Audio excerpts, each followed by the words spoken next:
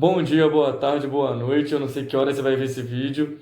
Fala, galera do nono ano. Eu sou o professor Jefferson Vinco de Geografia. A gente está aqui mais uma vez para dar continuidade aos nossos comentários e explicações sobre o material de geografia das atividades complementares da prefeitura. Tudo bem? Então, vamos lá. Lembra que a gente falou nas últimas sobre Europa, depois sobre Ásia, e na atividade dessa semana a gente vai misturar um pouco os dois continentes. Nessa semana, na página 12, já começa o material de geografia. Ele está misturando geografia, um pouquinho de conhecimentos da história, bem legal. E aí na página 12, você vê que ele já começa com um texto, e aí você vê o mapa político da Europa, você consegue ver lá, ó, lá em cima da página. Você consegue observar um mapa político, mostrando aí alguns países como Portugal, Espanha, França, Rússia, Alemanha, Itália. Você consegue ver isso no mapa. Mais abaixo, nos parágrafos, eles falam um pouquinho da França, do tamanho da França, né? E aí você vê no final da página uma imagem de satélite, que seria o Google Earth, né? Que é um aplicativo do Google que você consegue ver o planeta Terra todo. Se você conseguir pesquisar aí na sua casa, vale colocar no Google aí, Google Earth. Você consegue ver o planeta inteiro e consegue até chegar na sua casa. Você consegue ver o Brasil, ver o Rio de Janeiro, o seu bairro, a sua rua e a sua casa. É um aplicativo bem legal. Você consegue ver ele aí embaixo, como é que se escreve ali, ó, Google Earth. Treina até um pouco as aulas de inglês. Tem uma parte do observando aí, que você percebe lá, ó, finalzinho da página 12, que ele fala, tem uma observação que ele fala sobre o tamanho da Rússia, né? Você percebe que a Europa é um continente muito pequeno, mas ela está conectada à Ásia. E nessa parte da Ásia aí tem a Rússia. A Rússia é um país, é o maior país do mundo, e ele está entre dois continentes, né? A Rússia tem uma parte da Europa e uma parte na Ásia. Aí vem a primeira pergunta na página 13. Diz assim: como você pode notar, Europa e Ásia fazem parte de uma mesma massa continental. A separação física entre eles ocorre bem no meio do território russo, pelos Montes Urais.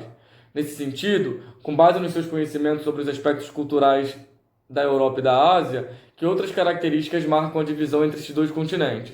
A gente sabe que o que divide o continente europeu do asiático são os Montes Urais que passam na Rússia ali, quase no meio da Rússia, né?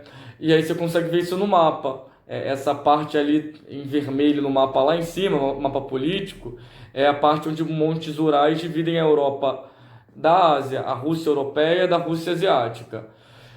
Mas além disso, o que mais das características culturais você pode dizer que separam Europa e Ásia? Pensa aí, tenta imaginar os países da Ásia que você conhece e quais seriam as divisões culturais nesses países. Na página 27, na questão 27 da página 13, é outra pergunta. Voltando à questão da fragmentação territorial da Europa, notamos que alguns países não possuem saída para o mar. Observando o mapa ao lado, que destaca os principais rios da Europa, responda: os rios e a navegação teriam para esses países uma importância grande ou pequena? Pensa aí. Olha aí do lado quais são os principais rios da Europa. Olha o nome desses rios. Alguns rios são muito famosos, como o Elba, o Reno, o Sena, o Tamisa. E aí tenta ver mais ou menos onde esses rios passam, quais países esses rios cortam. Onde passa o Sena? Pesquisa aí. O Sena, o Danúbio, o Elba, o Reno, o Tejo, o Tamisa. Observa aí e tenta responder. Esses países que não têm saída para o mar, os rios são importantes? Os rios foram importantes para a navegação? Vale comentar aí, responde aí sim ou não, o que você acha. Vamos lá.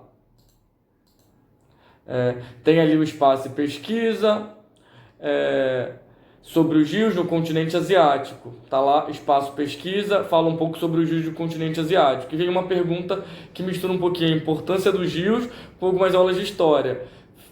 Faz a pesquisa, explique que foram os babilônicos e qual foi a importância dos rios Tigre e Eufrates na formação desse povo.